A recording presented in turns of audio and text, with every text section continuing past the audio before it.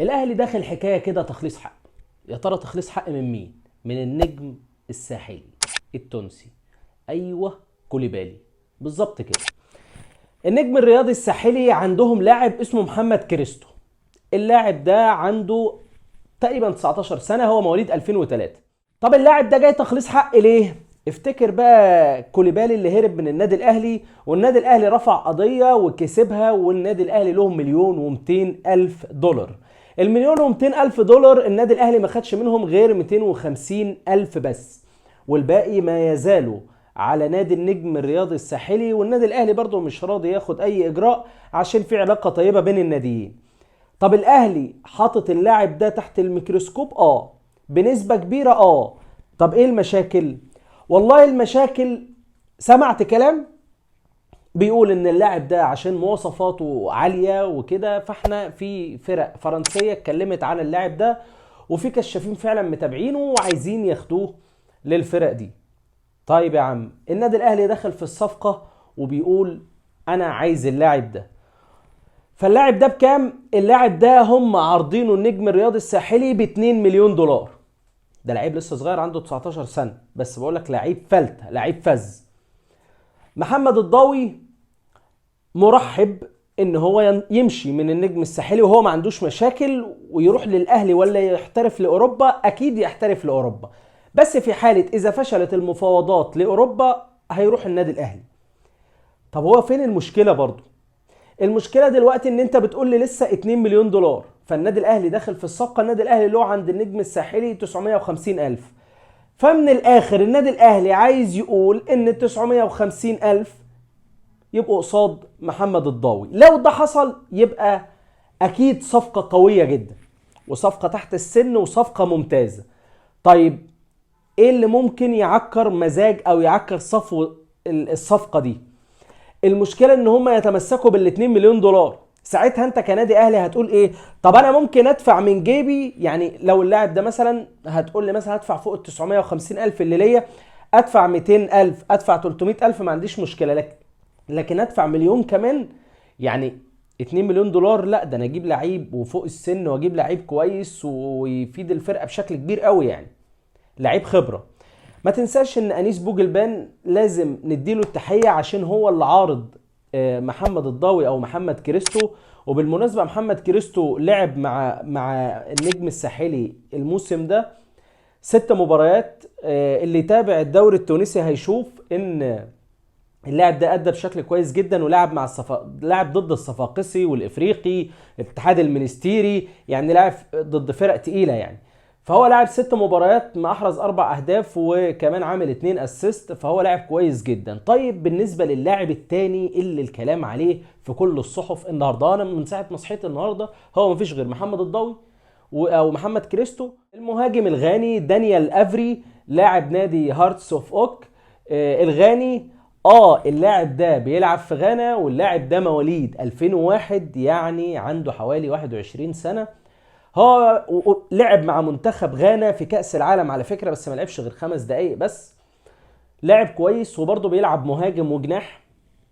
الفكرة في حتة مهاجم وجناح وأرقام والكلام من ده، أنا شايف إن إحنا شبعنا بقى. يعني شبعنا من قصة إيه أرقام وتحقيقات ومش عارف إيه، واسمع كلام. يعني طبعا أنا ما بتكلمش على الكرة المصرية بقالي فترة من كأس العالم، بس أنا عايز أقول لك على حاجة. بس هو إحنا ليه دايما ماشيين بهرجله؟ ما عندناش نظام. يعني نقول، يعني اسمع ان النادي الاهلي بيقول لك سريه تامه في التعاقدات، ومصر كلها بتتكلم عن الاتنين دول، يا ده يا ده. بس اللي انا بقى جاي اقوله لك ان اللاعب الغاني ده اللي الكلام عليه كتير قوي، ان اللعيب ده مسجل في القائمه الافريقيه. يعني لو جه النادي الاهلي احنا مش هنستفيد بيه، مش هنستفيد بيه السنه دي على الاقل، مش هيلعب معانا افريقيا. هتستفيد بيه محليا بس، مش هتلعب بيه افريقيا. لكن اللاعب لكن محمد كريستو لا، لان محمد كريستو النجم الساحلي مفنش السيزون اللي فات في المركز الخامس، فهو مش هيلعب في اي بطولة افريقية، فهو مش مقيد افريقيا. لكن دانيال افري لا، دانيال افري مسجل افريقيا، ففي كلام عليه كتير، مش عارف ايه التوجهات في الكلام دي، وايه الكلام اللي هو يقول لك ايه احنا عايزين سريه تامه في المفاوضات، وانا شايف ان مفيش اي سريه، زي بالظبط اللي حصل في مارسينيو ومشاري بوف. العالم كله كان بيتكلم عن الصفقتين دول، والفرق تعلي عليك، وفي الاخر احنا كده بنضر بمصلحه النادي الاهلي. طيب ايه الموضوع التاني اللي لازم تفهمه ولازم تعرفه؟ وهو موضوع كهربا اللي زهقنا فيه كلام. بالنسبة لموضوع كهربا، آخر سطر في موضوع كهربا حسب كلام المحامي أشرف عبد العزيز محامي كهربا، إن ميعاد عودة كهربا 17 يناير. بعد ما إيه اللي هيحصل بعد 17 يناير؟ كهربا لازم يكون دفع الغرامة اللي عليه، اللي هي 30 مليون جنيه على كهربا و30 مليون جنيه على افيش البرتغالي.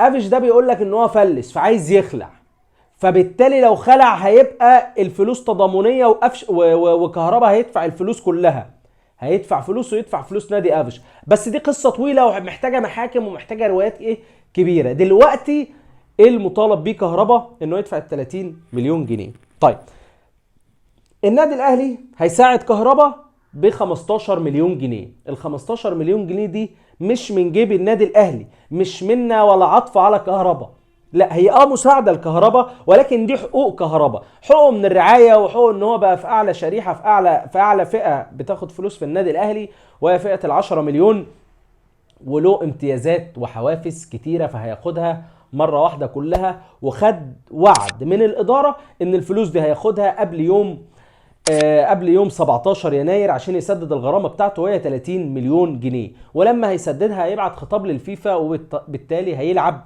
ومفيش حد هيقدر يمنعه غير واحد بس، وهو مارسيل كولر، لو له وجهه فنيه ان هو يسيب كهربا على الدكه او يطلع خالص بره الفريق، زي ما يحب بقى مارسيل كولر وزي ما يقرر. بس المعلوماتي اللي انا اعرفها ان مارسيل كولر مقتنع جدا بكهربا وعايز يشوفه في الملعب. واخر حاجه بالنسبه للمستجدات بتاعه اللعيبه اللي جددت واللعيبه اللي هتمشي والكلام على ايه، فالكلام على ان زياد طارق جاي له عرضين. زياد طارق جاي له عرض من الاتحاد السكندري وجاي له عرض من سموحه، في خلال الايام القليله الجايه هينهي الكلام بتاعهم، ويا اما هيكون في سموحه يا اما هيكون في الاتحاد السكندري. خامه كويسه ولعيب مبشر. بقى للعقود رسميا محمود متولي جدد 3 سنين رسميا، ياسر ابراهيم جدد عن اقتناع من مارسيل كولر، لان مارسيل كولر هو اللي بيحدد. اخر حاجه موضوع احمد حجازي اللي الناس اتكلمت فيه قبل كده ورجعت تاني تتكلم فيه الفتره دي. احمد حجازي امبارح جدد مع الاتحاد السعودي، اتحاد جدة السعودي جدد معاه 4 مواسم، والدنيا مستقرة مع احمد حجازي في الاتحاد السعودي، وهو ما عندوش اي مشكلة يكمل هناك، ولو رجع لمصر مش هيرجع الا من خلال النادي الاهلي. فاللاعب شايف ان هو مش هو مرتاح جدا في الاتحاد السعودي ومش عايز يرجع.